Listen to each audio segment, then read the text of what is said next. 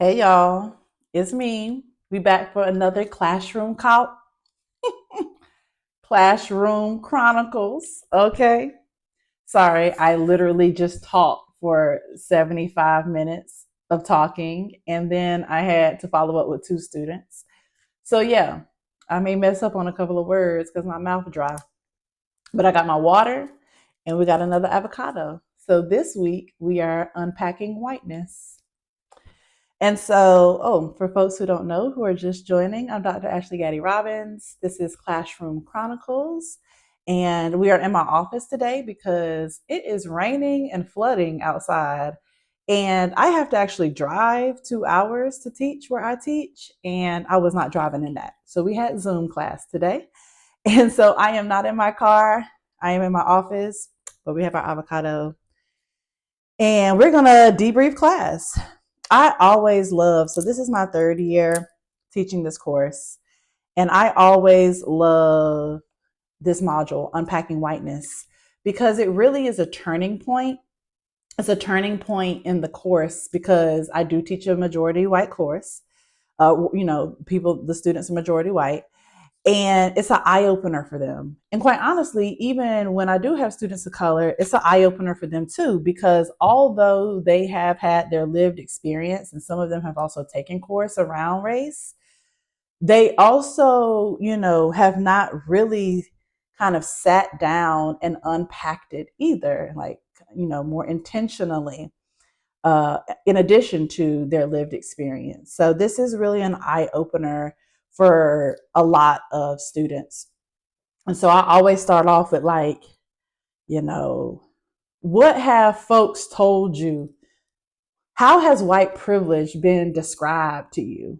You know, because privilege, that's almost fighting words. I've literally seen folks almost fight because they were called privileged. And so it's been really socialized, and there's this defensive that comes, this defense that comes around this word privilege, especially white privilege. And so, I was like, what is white privilege? How has white privilege been described to you? And I was really kind of surprised and happy with some answers that I received.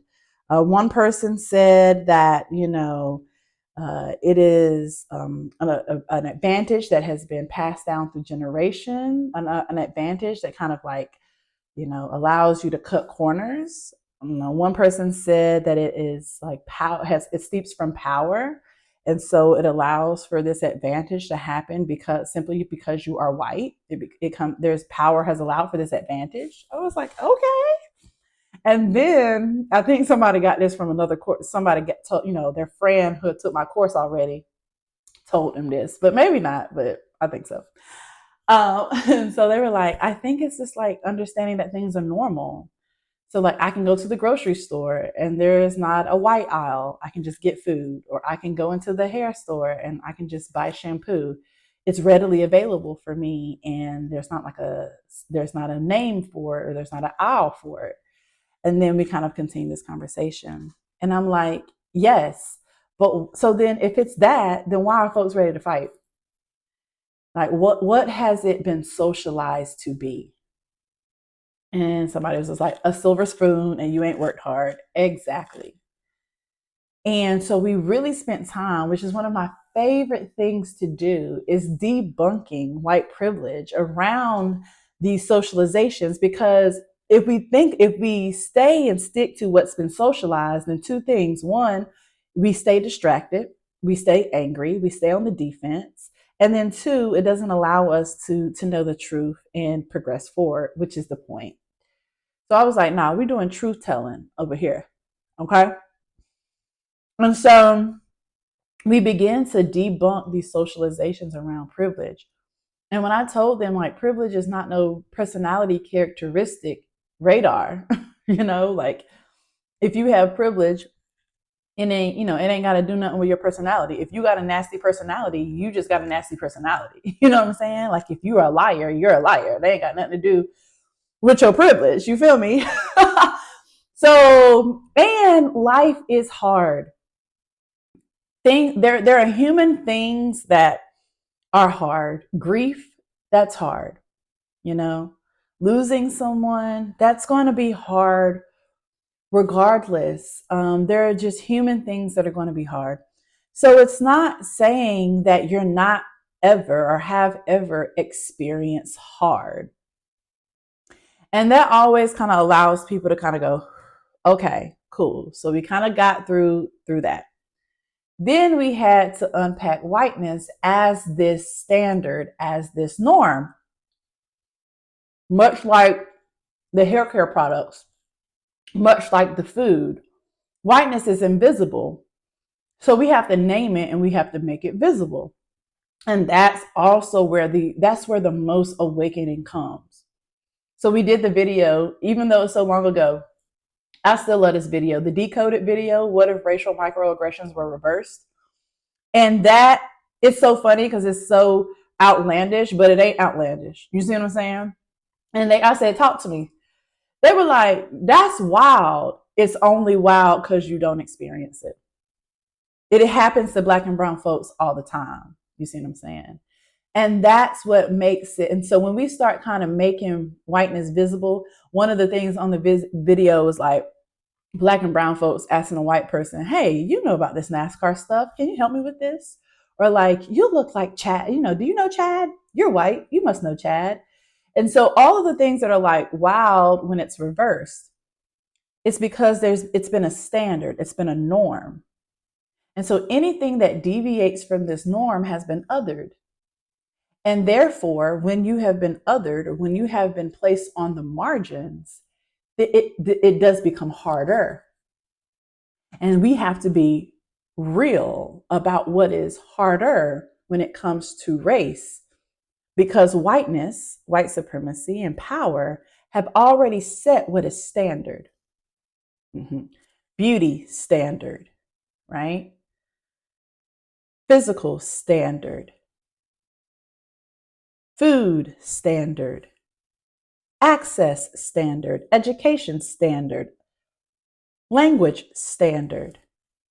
And so if we're not naming things like historically white university, we just call it a university. We just name the university. We don't say historically white university, but we call another university historically Black university. We don't say, oh, that's some really good, white shampoo. We just say, that herbal essence smell good. But we got ethnic hair care products or ethnic hair care line. So whenever it's not named or unmarked, right, that's when it's normal. So I asked them to kind of go through this next week and pay attention. Pay attention to how invisible whiteness is. Pay attention to what's not named and what is named, right? And they were like, this is the awakening that happens every year in my class. Because they're like, oh my goodness, that is how it is in the grocery store, or that is how it is in the hair store, or that is how it is when we're thinking about universities, banks. I mean, anything, right? When we're thinking about race, there's either just a name, anything that's a different race, that race is specifically talked about in the name of that product, that location, etc. So that's how we think about privilege. That's why we have to unpack whiteness. It's because when something is invisible, you don't have to talk about it. You don't have to deal with it. And in order for us to do race, in order for us to have interracial communication or progress for race at all, whiteness has to be made visible. Whiteness has to come to the forefront. We all have to participate. And that's what brought us to the late, great, beautiful Toni Morrison. I showed the interview with Charlie Rose in 1993. And she talks about why, white people need to talk about white people about racism. Because what power has done is that power has been sustained, right? Power can be power. You can be tall, but it's because you're standing on the backs of other people. And if that's how you have to be tall, Something wrong. Something wrong with you. Not us, not black and brown folks. So white people need to talk to white people about what they need to do about racism.